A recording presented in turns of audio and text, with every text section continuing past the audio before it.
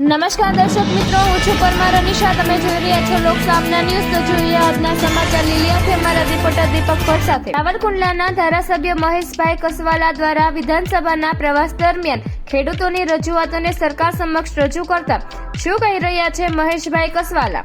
ભારતીય જનતા પાર્ટીની કેન્દ્રની સરકાર અને રાજ્યની સરકારની ખેડૂતલક્ષી નીતિને કારણે આજે ગુજરાતના વિવિધ 200 કેન્દ્રો પરથી એમએસપીના ભાવે મગફળી લેવાનું શરૂ છે.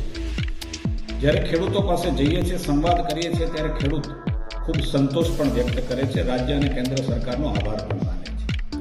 વિગતો એવી પણ ધ્યાનમાં આવી છે કે આ ખરીદી જે છે 17 તારીખ સુધી, 17 જાન્યુઆરી સુધીની એમની સમય મર્યાદા છે.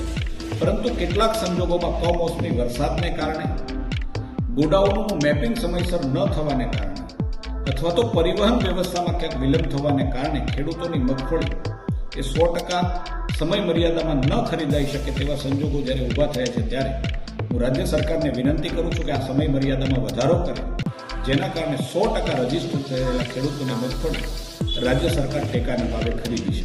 તો ફરી મળીશું એક નવા સમાચાર સાથે. ત્યાં સુધી જોતા રહો લોકસામના ન્યૂઝ.